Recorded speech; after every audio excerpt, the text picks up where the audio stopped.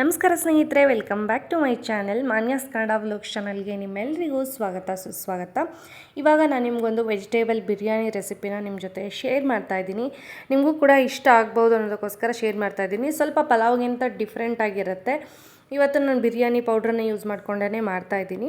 ಹಾಗೆ ಕ್ವಿಕ್ಕಾಗಿ ನಿಮ್ಮ ಜೊತೆ ಕೂಡ ಅದರ ರೆಸಿಪಿಯನ್ನು ಶೇರ್ ಮಾಡ್ತಾಯಿದ್ದೀನಿ. ವಿಡಿಯೋ ಇಷ್ಟ ಆದರೆ ಲೈಕ್ ಮಾಡಿ, ಹಾಗೆ ಹೆಚ್ಚು ಹೆಚ್ಚು ನಿಮ್ಮ ಫ್ರೆಂಡ್ಸ್ ಆ್ಯಂಡ್ ಫ್ಯಾಮಿಲಿ ಜೊತೆ ನನ್ನ ವೀಡಿಯೋಸನ್ನು ಶೇರ್ ಮಾಡಿ.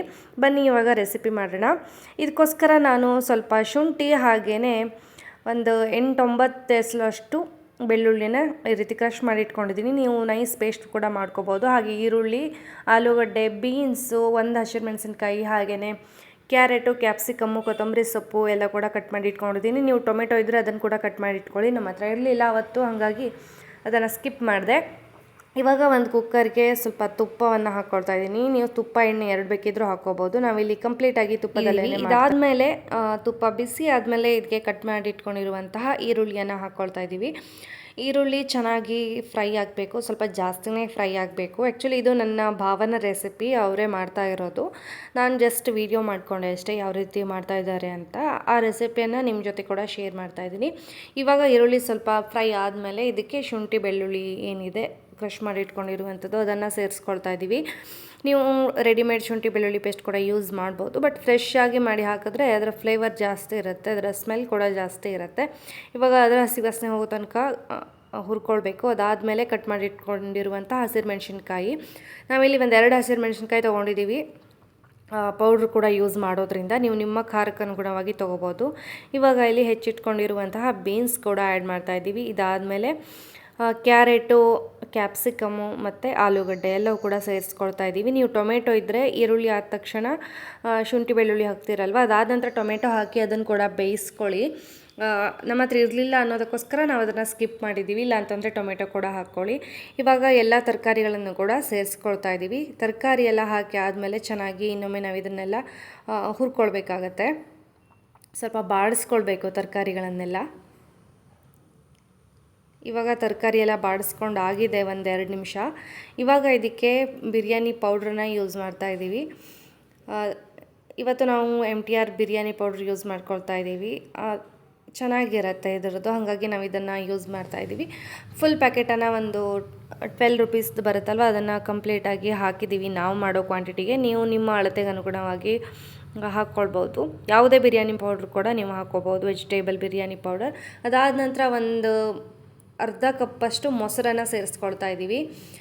ಚೆನ್ನಾಗಿ ಮೊಸರು ಕೂಡ ಈ ತರಕಾರಿ ಜೊತೆ ಮಿಕ್ಸ್ ಆಗಬೇಕು. ತರಕಾರಿ ಮತ್ತು ಮಸಾಲೆ ಪೌಡ್ರೆಲ್ಲ ಏನು ಹಾಕಿದ್ದೀವಿ ನೋಡಿ, ಅದ್ರ ಜೊತೆ ಚೆನ್ನಾಗಿ ಮಿಕ್ಸ್ ಆಗಬೇಕು. ಇವಾಗ ಅದು ಕೂಡ ಮಿಕ್ಸ್ ಮಾಡಿ ಆಗಿದೆ. ಹೆಚ್ಚಿಟ್ಕೊಂಡಿರುವಂಥ ಕೊತ್ತಂಬರಿ ಸೊಪ್ಪು ಒಂದು ಹಿಡಿಯಷ್ಟು ಹಾಕ್ಕೊಂಡಿದ್ದೀವಿ. ನೀವು ಪುದೀನ ಸೊಪ್ಪಿದ್ರೆ ಅದನ್ನು ಕೂಡ ಯೂಸ್ ಮಾಡ್ಬೋದು, ಬೇಕಿದ್ರೆ ಹಾಕ್ಕೊಳ್ಳಿ. ಇಲ್ಲ ಅಂತಂದರೆ ಕೊತ್ತಂಬರಿ ಸೊಪ್ಪು ಒಂದನೇ ಹಾಕಿದ್ರೂ ಸಾಕು. ಇದಾದಮೇಲೆ ರುಚಿಗೆ ತಕ್ಕಷ್ಟು ಉಪ್ಪು, ಇದನ್ನು ಕೂಡ ಸೇರಿಸ್ಕೊಳ್ತಾ ಇದ್ದೀವಿ.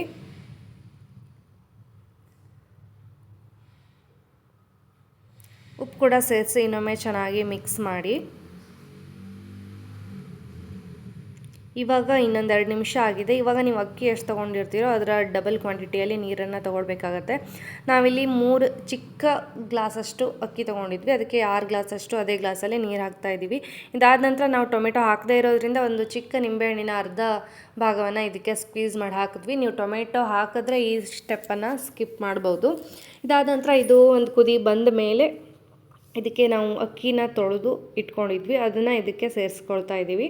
ನೀವು ಮುಂಚೆನೇ ತೊಳೆದು ನೆನೆಸಿ ಕೂಡ ಇಟ್ಕೋಬೋದು. ನೀವು ಬಾಸ್ಮತಿ ರೈಸಲ್ಲಿ ಕೂಡ ಮಾಡ್ಬೋದು. ನಾವಿಲ್ಲಿ ನಾರ್ಮಲ್ ರೈಸಲ್ಲೇ ಮಾಡ್ತಾಯಿದ್ದೀವಿ, ಏನು ಪ್ರಾಬ್ಲಮ್ ಇಲ್ಲ, ಉದ್ರುದ್ರಾಗೆ ಆಗುತ್ತೆ. ಬಾಸುಮತಿ ರೈಸಲ್ಲಿ ಮಾಡಿದ್ರೆ ಇನ್ನೊಂದು ಸ್ವಲ್ಪ ಚೆನ್ನಾಗಿ ಅನಿಸುತ್ತೆ ಅಷ್ಟೇ ನೋಡೋದಕ್ಕೆ. ಇವಾಗ ಅಕ್ಕಿ ಕೂಡ ಸೇರಿಸಾದ್ಮೇಲೆ ಚೆನ್ನಾಗಿ ಒಂದು ಸಲ ಮಿಕ್ಸ್ ಮಾಡಿ ಕ್ಲೋಸ್ ಮಾಡಿ 1 ವಿಸಲ್ ಹೊಡೆಸಿದ್ರೆ ಸಾಕಾಗತ್ತೆ. ಸಖತ್ತಾಗಿರುವಂತಹ ವೆಜಿಟೇಬಲ್ ಬಿರಿಯಾನಿ ರೆಡಿ ಆಗುತ್ತೆ. ಪಲಾವ್ಗಿಂತ ಟೇಸ್ಟ್ ಸ್ವಲ್ಪ ಬೇರೆ ಥರನೇ ಇರುತ್ತೆ, ನೀವು ಕೂಡ ಟ್ರೈ ಮಾಡಿ ನೋಡ್ಬೋದು. ಇವಾಗ 1 ವಿಸಲ್ ಆಗಿದೆ. ಇದಾದಮೇಲೆ ಇವಾಗ ಓಪನ್ ಮಾಡ್ತಾಯಿದ್ದೀನಿ, ನೋಡ್ತಾ ಇರ್ಬೋದು ಯಾವ ರೀತಿಯಾಗಿ ರೆಡಿ ಆಗಿದೆ ಅಂತ. ಈ ರೀತಿಯಾಗಿ ತುಂಬ ರುಚಿಕರವಾದಂತಹ ರೆಸಿಪಿಯನ್ನು ನೀವು ಕೂಡ ಮನೆಯಲ್ಲಿ ಟ್ರೈ ಮಾಡ್ಬೋದು.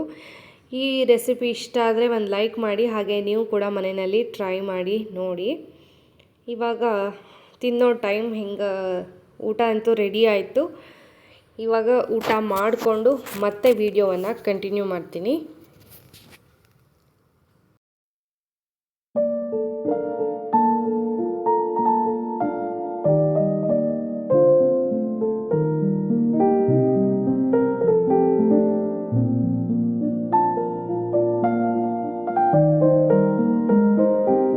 ಮಧ್ಯಾಹ್ನ ಊಟಕ್ಕೆ ನನ್ನ ಭಾವನ ಮನೆಯಲ್ಲೇ ಹೋಗಿದ್ವಿ. ಆಲ್ರೆಡಿ ರೆಸಿಪಿ ಕೂಡ ಶೇರ್ ಮಾಡಿದೆ. ಅದರಿಂದ ಭತ್ತ ತರಕಾರಿ ಕೂಡ ತೊಗೊಂಡು ಬಂದಿದ್ವಿ. ಹಾಗೆಯೇ ಈ ರೀತಿ ಹಸಿರು ಮೆಣಸಿನ್ಕಾಯಿ, ಕರಿಬೇವು, ಕೊತ್ತಂಬರಿ ಸೊಪ್ಪು ಇವೆಲ್ಲವನ್ನು ಕೂಡ ಸ್ಟೋರ್ ಮಾಡಬೇಕಾಗಿತ್ತು. ಹಾಗಾಗಿ ನಾನು ಈ ರೀತಿ ಹಸಿರು ಮೆಣಸಿನ್ಕಾಯಿದೆಲ್ಲನೂ ಹಿಂದ್ಗಡೆ ದಂಟು ಏನಿರುತ್ತೆ ಅಂದರೆ ಅದರ ತೊಟ್ಟು ಅದನ್ನು ತೆಗೆದುಬಿಟ್ಟು ಒಂದು ಟಿಶ್ಯೂ ಪೇಪರ್ ಅಥವಾ ಅವ್ರು ನ್ಯೂಸ್ ಪೇಪರ್ ಕೊಟ್ಟಿದ್ರು, ಆ ನ್ಯೂಸ್ ಪೇಪರನ್ನೇ ಹಾಕ್ತಾಯಿದ್ದೀನಿ ನಾನು. ಅದರಲ್ಲಿ ಸ್ಟೋರ್ ಮಾಡೋದ್ರಿಂದ, ನೀವು ಒಂದು ಬಾಕ್ಸಲ್ಲಿ ಸ್ಟೋರ್ ಹಾಕಿ ಫ್ರಿಜ್ಜಲ್ಲಿ ಇಡೋದ್ರಿಂದ 1 ತಿಂಗಳ ಕಾಲ ಕೂಡ ಇದು ಏನೂ ಆಗೋಲ್ಲ, ಹಾಗೆ ಫ್ರೆಶ್ ಆಗಿರುತ್ತೆ. ಸೊ ಅದನ್ನು ಕೂಡ ಹಾಕಿಟ್ಟಾಯಿತು. ಇದಾದಮೇಲೆ ನಾಳೆ ರೆಸಿಪಿಗೋಸ್ಕರ ನನಗೆ ಬೆಳಗ್ಗೆ ತಿಂಡಿಗೆ ಬೀನ್ಸ್ ಕೂಡ ಬೇಕಾಗಿತ್ತು. ಅದನ್ನೆಲ್ಲ ಕ್ಲೀನ್ ಮಾಡಿ ನಾರನ್ನೆಲ್ಲ ತೆಗೆದುಬಿಟ್ಟು ಅದನ್ನು ಕೂಡ ಕ್ಲೀನ್ ಮಾಡಿ ಇಟ್ಕೊಳ್ತಾ ಇದ್ದೀನಿ. ಇದರಿಂದ ಬೆಳಗ್ಗೆ ನನಗೆ ಈಸಿ ಆಗುತ್ತೆ, ಅದಕ್ಕೋಸ್ಕರ. ಅದಾದ ನಂತರ ಕರಿಬೇವು ಕೂಡ ತಂದಿದ್ವಿ. ಅದನ್ನು ಕೂಡ ಈ ರೀತಿ ಕೆಳಗಡೆ ಒಂದು ಟಿಶ್ಯೂ ಪೇಪರ್ ಹಾಕಿಬಿಟ್ಟು ಎಲ್ಲ ಕರಿಬೇವನ್ನು ಕೂಡ ಎಲೆಗಳನ್ನು ಸಪ್ರೇಟ್ ಮಾಡಿ ಬಾಕ್ಸಲ್ಲಿ ಇಟ್ಕೊಂಡ್ರೆ ಇದು ಕೂಡ ತುಂಬ ದಿನ ಬಾಳಿಕೆ ಬರುತ್ತೆ. ನಾನು ಇದನ್ನು ವಾಶ್ ಮಾಡಿ ಎಲ್ಲ ಏನು ಇಡ್ತಾಯಿಲ್ಲ. ಸೊಪ್ಪನ್ನೆಲ್ಲ ನಾನು ವಾಶ್ ಮಾಡಿ ಇಡಲ್ಲ. ನಾನು ಯಾವಾಗ ಯೂಸ್ ಮಾಡ್ಕೊಳ್ತೀನೋ ಆವಾಗೇ ವಾಶ್ ಮಾಡ್ಕೊಳ್ತೀನಿ. ಇಲ್ಲ ಅಂತಂದರೆ ನೀವು ಅದನ್ನು ವಾಶ್ ಮಾಡಿ ಡ್ರೈ ಮಾಡಿ ಅದಾದ ನಂತರ ಸ್ಟೋರ್ ಮಾಡಿ ಇಟ್ಕೊಳ್ಬೋದು. ಕರಿಬೇವಿನ ಸೊಪ್ಪು ಕೂಡ ಆಯಿತು. ಇದಾದಮೇಲೆ ಇವತ್ತು ತಂದಿರುವಂಥ ಕೊತ್ತಂಬರಿ ಸೊಪ್ಪಲ್ಲಿ ತುಂಬ ಮಣ್ಣಿತ್ತು, ಹಾಗಾಗಿ ಜಾಸ್ತಿ ಯೂಸ್ ಮಾಡೋಕ್ಕಾಗ್ತಾ ಇರಲಿಲ್ಲ. ಅದರ ದಂಟೆಲ್ಲ ತೆಗೆದುಬಿಟ್ಟು ಯಾವ್ದ್ಯಾವ್ದು ಚೆನ್ನಾಗಿದೆಯೋ ಅದನ್ನಷ್ಟು ಇವಾಗ ಸಪ್ರೇಟ್ ಮಾಡಿ ಇಡ್ತಾಯಿದ್ದೀನಿ. ನನ್ನ ಹತ್ರ ಮುಂಚೆ ಒಂದು ಬಾಕ್ಸಲ್ಲಿ ಹಾಕಿಟ್ಟಿರೋದಿತ್ತು, ಬಟ್ ಅದಕ್ಕಿಂತ ಚೆನ್ನಾಗಿತ್ತು, ಅಂದರೆ ಕ್ಲೀನಾಗಿತ್ತು. ಹಾಗಾಗಿ ಅದ್ರ ಜೊತೆ ಇದನ್ನು ಸೇರಿಸ್ತಾ ಇಲ್ಲ. ಇದನ್ನು ಸಪ್ರೇಟಾಗೇ ಕ್ಲೀನ್ ಮಾಡಿ ಇಟ್ಕೊಳ್ತಾ ಇದ್ದೀನಿ. ಈ ರೀತಿಯಾಗಿ ನೋಡಿ, ಬಾಕ್ಸಲ್ಲಿ ಕರಿಬೇವಿನ ಸೊಪ್ಪು, ಹಾಗೆ ಕೊತ್ತಂಬರಿ ಸೊಪ್ಪು, ಹಸಿರು ಮೆಣಸಿನ್ಕಾಯಿ ಎಲ್ಲವನ್ನು ಕೂಡ ಕೆಳಗಡೆ ಒಂದು ಟಿಶ್ಯೂ ಪೇಪರ್ ಅಥವಾ ಪೇಪರ್ ಹಾಕಿಬಿಟ್ಟು ನಾವು ಬಾಕ್ಸಲ್ಲಿ ಸ್ಟೋರ್ ಮಾಡಿ ಫ್ರಿಜ್ಜಲ್ಲಿ ಇಡೋದ್ರಿಂದ ತಿಂಗಳಾನುಗಟ್ಟಲೆ ಫ್ರೆಶ್ ಆಗಿ ಇಟ್ಕೊಳ್ಬೋದು. ಇದಾದ ನಂತರ ಈವ್ನಿಂಗ್ ಟೈಮ್ ಆಗಿತ್ತು. ತಮ್ಮ ಕೂಡ ಆಫೀಸಿಂದ ಬರೋ ಟೈಮ್ ಆಗಿತ್ತು. ಇವಾಗ ಒಂದು ಬೇಲ್ಪುರಿ ಮಾಡ್ತಾಯಿದ್ದೀವಿ. ರೆಡಿಮೇಡ್ ಬೇಲ್ಪುರಿ ಪ್ಯಾಕೆಟ್ ಸಿಗುತ್ತಲ್ವ, ಅದನ್ನೇ ತಂದಿರೋದಿತ್ತು. ಅದಕ್ಕೆ ಒಂದು ಈರುಳ್ಳಿ, 1 ಟೊಮೆಟೊ, ಹಾಗೆಯೇ ಸ್ವಲ್ಪ ಕೊತ್ತಂಬರಿ ಸೊಪ್ಪು ಎಲ್ಲ ಹೆಚ್ಚಿಟ್ಕೊಂಡಿದ್ದೀನಿ. ಇನ್ನೇನು ರೆಡಿಮೇಡ್ ಬೇಲ್ಪುರಿ ಮಿಕ್ಸನ್ನು ಹಾಕ್ಕೊಳ್ತಾ ಇದ್ದೀನಿ. ಅದರಲ್ಲೇ ಒಂದು ನಿಪ್ಪಟ್ಟು ಥರ ಎಲ್ಲ ಬರುತ್ತಲ್ವ, ಅದನ್ನು ಇವಾಗ ಕ್ರಷ್ ಮಾಡಿ ಹಾಕ್ಕೊಳ್ತಾ ಇದ್ದೀನಿ. ಇದೇನು ದೊಡ್ಡ ರೆಸಿಪಿ ಅಲ್ಲ, ಬಟ್ ಹಾಗೇ ನಿಮ್ಮ ಜೊತೆ ಶೇರ್ ಮಾಡ್ತಾಯಿದ್ದೀನಿ ಅಷ್ಟೇ. ಈವ್ನಿಂಗ್ ಟೈಮಲ್ಲಿ ತಿನ್ನೋದಕ್ಕೆ ಕೂಡ ತುಂಬ ಚೆನ್ನಾಗಿರುತ್ತೆ. ತುಂಬ ಆಯಿಲಲ್ಲಿ ಫ್ರೈ ಮಾಡಿರೋವಂಥದ್ದೆಲ್ಲ ತಿನ್ನೋದಕ್ಕಿಂತ ಇದನ್ನು ತಿನ್ನೋದು ಬೆಟರ್ ಅಂತ ಅನಿಸುತ್ತೆ. ಹಾಗಾಗಿ ನಿಮ್ಮ ಜೊತೆ ಶೇರ್ ಮಾಡಿದೆ. ನೀವೇ ಮನೆಯಲ್ಲಿ ಪ್ರಿಪೇರ್ ಮಾಡ್ಕೊಳ್ಬೋದು. ಅಂದರೆ ಕಡಲೆಪುರಿ ಎಲ್ಲ ತಂದುಬಿಟ್ಟು ಅದಕ್ಕೆ ಸೇವೆಲ್ಲ ನೀವೇ ಮಿಕ್ಸ್ ಮಾಡ್ಕೊಬೋದು. ಇದು ರೆಡಿಮೇಡ್ ಇತ್ತು ತಂದಿರೋದು, ಹಾಗಾಗಿ ನಾನು ಅದನ್ನೇ ಯೂಸ್ ಮಾಡ್ತಾಯಿದ್ದೀನಿ ಇವತ್ತು. ಇದೆಲ್ಲ ಕ್ರಷ್ ಮಾಡಿ ಆದಮೇಲೆ ಇದಕ್ಕೆ ಹೆಚ್ಚಿಟ್ಕೊಂಡಿರುವಂತಹ ಈರುಳ್ಳಿ, ಟೊಮೆಟೊ, ಹಾಗೆಯೇ ಕೊತ್ತಂಬರಿ ಸೊಪ್ಪು ಎಲ್ಲವನ್ನು ಕೂಡ ಸೇರಿಸ್ಕೊಳ್ತಾ ಇದ್ದೀನಿ. ಇದಾದ ನಂತರ ಇದರ ಪ್ಯಾಕೆಟ್ ಒಳಗಡೆ ಚಟ್ನಿಗಳು ಕೂಡ ಇರುತ್ತೆ. 3 ಟೈಪ್ಸ್ ಆಫ್ ಚಟ್ನಿ, ಹಾಗೆ ಸೇವ್ ಎಲ್ಲ ಕೂಡ ಅದರ ಪ್ಯಾಕೆಟಲ್ಲೇ ಬಂದಿರುತ್ತೆ.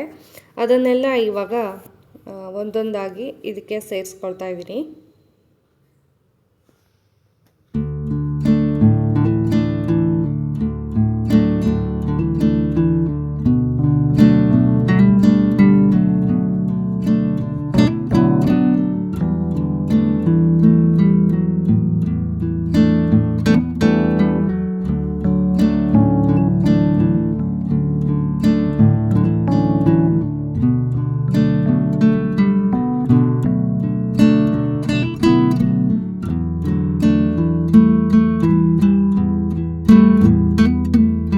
ಇವಾಗ ಎಲ್ಲ ಚಟ್ನಿಗಳನ್ನೆಲ್ಲ ಕೂಡ ಸೇರಿಸಿ ಆಯಿತು. ಒಂದು ಸಲ ಚೆನ್ನಾಗಿ ಮಿಕ್ಸ್ ಮಾಡಿಕೊಂಡು ಮೇಲ್ಗಡೆ ಸೇವ್ ಹಾಕ್ಬಿಟ್ರೆ ಬೇಲ್ಪುರಿ ರೆಡಿ ಆಯಿತು. ಈವ್ನಿಂಗ್ ಸ್ನ್ಯಾಕ್ಸ್ಗೆ ಕೂಡ ನೀವು ಮಾಡ್ಕೊಳ್ಬೋದು. ನೀವು ಮನೆಯಲ್ಲಿ ಕೂಡ ಮಾಡ್ಕೊಳ್ಬೋದು, ಅಂದರೆ ರೆಡಿಮೇಡ್ ಪ್ಯಾಕೆಟ್ ತರದೇ ಮನೆಯಲ್ಲಿ ಕೂಡ ಮಾಡ್ಕೊಳ್ಬೋದು. ಇವಾಗ ಸರ್ವ್ ಮಾಡ್ತಾಯಿದ್ದೀನಿ. ಮೇಲ್ಗಡೆ ಸೇವೆಲ್ಲ ಹಾಕಿಬಿಟ್ಟು ನಾವಿದ್ರ ಜೊತೆಗೆ ಟೀ ಏನು ಮಾಡ್ಕೊಂಡಿರಲಿಲ್ಲ, ಹಾಗೇ ತಿಂದ್ವಿ. ಟೀ ಜೊತೆಗೂ ಕೂಡ ತುಂಬ ಚೆನ್ನಾಗಿರುತ್ತೆ. ಇದೆಲ್ಲ ಆಯಿತು. ಇದಾದಮೇಲೆ ಊಟ ಕೂಡ ಆಯಿತು. ನಾನು ಅವಾಗೇನು ಶೂಟ್ ಮಾಡಲಿಲ್ಲ. ಅದಾದ ನಂತರ ಇವಾಗ ಪಾತ್ರೆ ಎಲ್ಲ ವಾಶ್ ಮಾಡಿ ಆಯಿತು ರಾತ್ರಿ. ಯಾಕೆಂತಂದರೆ ಬೆಳಗ್ಗೆ ಮತ್ತೆ ನನಗೆ ಲಂಚ್ ಬಾಕ್ಸ್ಗೆ ತಿಂಡಿ ಎಲ್ಲ ಮಾಡೋದಕ್ಕೆ ಸರಿ ಆಗುತ್ತೆ. ಇಲ್ಲ ಅಂತಂದರೆ ಮತ್ತೆ ಬೆಳಗ್ಗೆ ಎದ್ದು ಪಾತ್ರೆ ತೊಳೆದು ಅದನ್ನೆಲ್ಲ ಮಾಡೋದಷ್ಟೊತ್ತಿಗೆ ಲೇಟ್ ಆಗುತ್ತೆ. ಹಾಗಾಗಿ ಪಾತ್ರೆ ಎಲ್ಲ ಕ್ಲೀನ್ ಮಾಡಿಕೊಂಡೆ. ಅದಾದಮೇಲೆ ಸ್ಟವ್ ಕೂಡ ಒರೆಸ್ಕೊಂಡೆ. ಬಟ್ ಆ ಕಡೆ ಎಲ್ಲ ನಾನು ಗ್ಲಾಸ್ದು ಟಿಫಿನ್ ಬಾಕ್ಸ್ ತೊಗೊಂಡು ಹೋಗ್ತಾನೆ ಅದೆಲ್ಲ ಕೂಡ ಒಂದಷ್ಟು ಗ್ಲಾಸ್ಗಳು ಹಾಗೆ ಲಂಚ್ ಬಾಕ್ಸ್ಗೆ ಯೂಸ್ ಮಾಡುವಂಥದ್ದೆಲ್ಲ ಇತ್ತು. ಅದನ್ನೆಲ್ಲ ಹಾಗೆ ಎತ್ತಿಟ್ಬಿಟ್ಟು ಮಲ್ಕೊಂಡ್ವಿ. ಅದಾದಮೇಲೆ ನೆಕ್ಸ್ಟ್ ಡೇ ಮಾರ್ನಿಂಗ್ ಇವತ್ತು ಬೆಳಗ್ಗೆ ಸಾಂಬಾರು ಮಾಡೋಣ ಅಂತ ಅಂದ್ಕೊಂಡೆ. ಲಂಚ್ ಬಾಕ್ಸ್ಗೆ ಅನ್ನ ಸಾಂಬಾರು ಮಾಡೋಣ ಅಂತ ಅಂದ್ಕೊಂಡೆ. ಬೆಳಗ್ಗೆ ಟಿಫನ್ಗೆ ಶಾವಿಗೆ ಉಪ್ಪಿಟ್ಟು ಮಾಡೋಣ ಅಂತ ಅಂದ್ಕೊಂಡಿದ್ದೀನಿ. ಹಾಗಾಗಿ ಇವಾಗ ಅದರ ಪ್ರಿಪ್ರೇಷನ್ಸ್ ಎಲ್ಲ ಮಾಡ್ಕೊಳ್ತಾ ಇದ್ದೀನಿ. ಇವತ್ತು ತೊಗರಿಬೇಳೆ ಮಾತ್ರ ಹಾಕ್ತಾಯಿದ್ದೀನಿ ಮಾಮೂಲಿ ಸಾಂಬಾರು ಮಾಡ್ತಾ ಇರೋದ್ರಿಂದ. ಇಲ್ಲಾಂತಂದರೆ ನಾನು ಎಲ್ಲ ಬೇಳೆಗಳನ್ನು ಕೂಡ ಮಿಕ್ಸ್ ಮಾಡಿ ಮಾಡ್ತೀನಿ. ಇವತ್ತು ನಾನು ಹುರಿದ್ಬಿಟ್ಟೇ ಹಾಕ್ತಾಯಿದ್ದೀನಿ. ಮಾಮೂಲಿಯಾಗಿ ನಾವು ಯಾವಾಗಲೂ ಯಾವ ರೀತಿ ಮಾಡ್ತೀವಿ ಮನೆಯಲ್ಲಿ ಆ ರೀತಿ.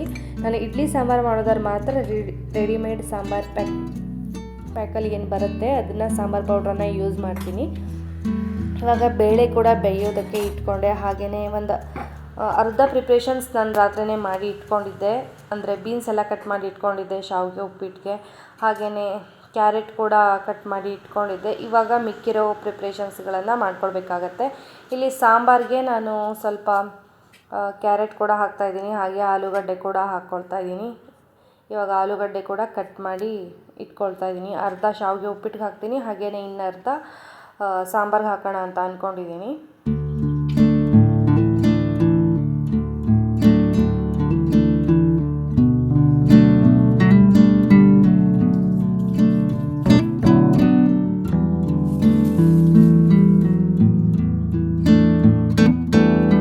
ಕೂಡ ಆಲ್ರೆಡಿ ಸ್ಟವ್ ಮೇಲೆ ಇಟ್ಟಿದ್ದೆ, ಅಂದರೆ ಫ್ಲೇಮ್ ಆನ್ ಮಾಡೇ ಇಟ್ಟಿದ್ದೆ. ಇದಕ್ಕೆ ಇವಾಗ ತರಕಾರಿ, ಸ್ವಲ್ಪ ಉಪ್ಪು, ಹಾಗೆಯೇ ಬೆಲ್ಲ ಸ್ವಲ್ಪ ಸೇರಿಸ್ಕೊಂಡು ಸ್ವಲ್ಪ ಎಣ್ಣೆ ಕೂಡ ಸೇರಿಸ್ಕೊಳ್ತೀನಿ. ಇದರಿಂದ ವಿಸಿಲ್ ಹಾಕಿದಾಗ ಫುಲ್ಲೆಲ್ಲ ಹೊರಗಡೆ ಬಂದು ಗಲೀಜಾಗಲ್ಲ, ಸ್ವಲ್ಪ ಕಂಟ್ರೋಲ್ ಆಗುತ್ತೆ. ಹಾಗಾಗಿ ಎಣ್ಣೆ ಕೂಡ ಒಂದು ಡ್ರಾಪ್ ಹಾಕಿ ಇವಾಗ ಕುಕ್ಕರ್ ಲಿಡ್ ಕ್ಲೋಸ್ ಮಾಡಿ ಒಂದು 3 ವಿಸಿಲ್ ಹೊಡೆಸ್ಕೊಳ್ತೀನಿ.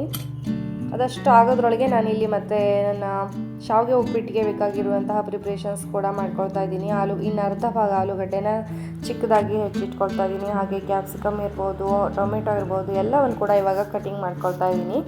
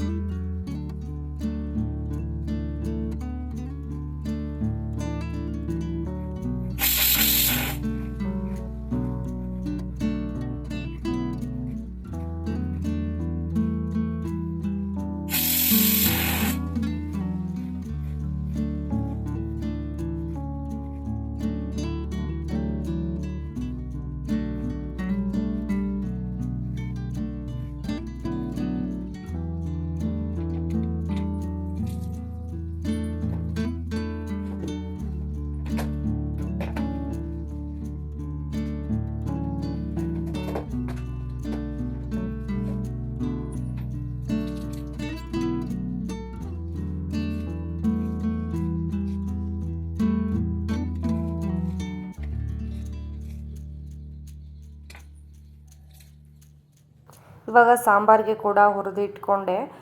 ತುಂಬ ದಿನ ಆದಮೇಲೆ ಈ ರೀತಿ ಹುರಿದ್ಬಿಟ್ಟು ಸಾಂಬಾರು ಮಾಡ್ತಾಯಿದ್ದೀನಿ. ಯಾಕೆಂತಂದರೆ ಸದ್ಯ ಈ ರೀತಿ ಸಾಂಬಾರು ಮಾಡಿರಲಿಲ್ಲ. ಪಕ್ಕದಲ್ಲೇ ಅನ್ನಕ್ಕೆ ಕೂಡ ಇಟ್ಕೊಂಡಿದ್ದೀನಿ. ಅವನೊಬ್ಬನಿಗೆ ಆಗಿರೋದ್ರಿಂದ ಸ್ವಲ್ಪನೇ ಅನ್ನಕ್ಕೆ ಇಟ್ಕೊಂಡಿದ್ದೀನಿ. ತರಕಾರಿ ಕೂಡ ಕಟ್ ಮಾಡಿ ಇಟ್ಕೊಂಡಿದ್ದೀನಿ. ಇನ್ನೇನು ಶಾವಿಗೆ ಉಪ್ಪಿಟ್ಟಿಗೆ ಒಗ್ಗರಣೆ ಹಾಕಬೇಕು ಅಷ್ಟೇ. ಇವಾಗ ಫೈನಲಿ ಶಾವಿಗೆ ಉಪ್ಪಿಟ್ಟು ಕೂಡ ರೆಡಿಯಾಗಿದೆ. ನೋಡ್ತಾ ಇರ್ಬೋದು ಯಾವ ರೀತಿಯಾಗಿ ಉದುರುದ್ರಾಗಿದೆ ಅಂತ. ಇನ್ನು ಸ್ವಲ್ಪ ತಣ್ಣಗಾದ್ಮೇಲೆ ಇನ್ನೂ ಉದುರುದ್ರಾಗಿ ಚೆನ್ನಾಗಾಗತ್ತೆ. ತುಂಬ ತರಕಾರಿ ಎಲ್ಲ ಹಾಕಿಬಿಟ್ಟು ಮಾಡಿರುವಂಥದ್ದು. ಆರೋಗ್ಯಕ್ಕೆ ಕೂಡ ತುಂಬ ಒಳ್ಳೆಯದು, ಜಾಸ್ತಿ ತರಕಾರಿ ಎಲ್ಲ ಇರೋದ್ರಿಂದ. ಇದನ್ನು ನಾನು ತಿಂಡಿಗೆ ಮಾಡಿದ್ದೆ, ಲಂಚ್ ಬಾಕ್ಸ್ಗೆ ಅಂತ ಅನ್ನ ಸಾಂಬಾರು ಮಾಡಿರುವಂಥದ್ದು. ಪಕ್ಕದಲ್ಲೇ ಸಾಂಬಾರು ಕೂಡ ರುಬ್ಬಿ ಎಲ್ಲ ಹಾಕಿ ಸಾಂಬಾರು ಕೂಡ ರೆಡಿಯಾಗಿದೆ. ಅದನ್ನು ಕೂಡ ಪ್ಯಾಕ್ ಮಾಡಬೇಕು ಇನ್ನೇನು. ಹಾಗೆಯೇ ಅನ್ನ ಕೂಡ ಬಸಿದು ಎಲ್ಲ ರೆಡಿ ಮಾಡಿ ಇಟ್ಟಿದ್ದೀನಿ. ಸ್ವಲ್ಪ ತಣ್ಣಗಾದಮೇಲೆ ಬಾಕ್ಸಲ್ಲಿ ಹಾಕಿ ಪ್ಯಾಕ್ ಮಾಡೋಣ ಅಂತ. ಓಕೆ ಸ್ನೇಹಿತರೆ, ಇವಾಗ ಲಂಚ್ ಬಾಕ್ಸ್ ಕೂಡ ಪ್ಯಾಕ್ ಮಾಡ್ತಾಯಿದ್ದೀನಿ. ನಮ್ಮದು ಕೂಡ ತಿಂಡಿ ಎಲ್ಲ ಆಯಿತು. ಇನ್ನೇನು ತಮ್ಮ ಕೂಡ ಆಫೀಸ್ಗೆ ಹೊರಡಬೇಕು. ಇದರೊಂದಿಗೆ ನಾನು ಇವತ್ತಿನ ವಿಡಿಯೋವನ್ನು ಮುಗಿಸ್ತಾ ಇದ್ದೀನಿ. ವಿಡಿಯೋ ಇಷ್ಟ ಆದರೆ ಒಂದು ಲೈಕ್ ಮಾಡಿ, ಹಾಗೆ ನಿಮ್ಮ ಅನಿಸಿಕೆ ಅಭಿಪ್ರಾಯಗಳನ್ನು ಕಮೆಂಟ್ ಮೂಲಕ ತಿಳಿಸಿ. ಹೆಚ್ಚು ನಿಮ್ಮ ಫ್ರೆಂಡ್ಸ್ ಆ್ಯಂಡ್ ಫ್ಯಾಮಿಲಿ ಜೊತೆ ಶೇರ್ ಮಾಡಿ. ತುಂಬ ಜನ ಸಬ್ಸ್ಕ್ರೈಬ್ ಆಗದೆ ನೋಡ್ತಾ ಇದ್ದೀರಾ, ದಯವಿಟ್ಟು ಸಬ್ಸ್ಕ್ರೈಬ್ ಮಾಡ್ಕೊಂಡು ನೋಡಿ. ಮತ್ತು ನಾನು ಮುಂದಿನ ವಿಡಿಯೋನಲ್ಲಿ ಸಿಗ್ತೀನಿ ಸ್ನೇಹಿತರೆ. ಅಲ್ಲಿವರೆಗೂ ನಮಸ್ಕಾರ. Thanks for watching.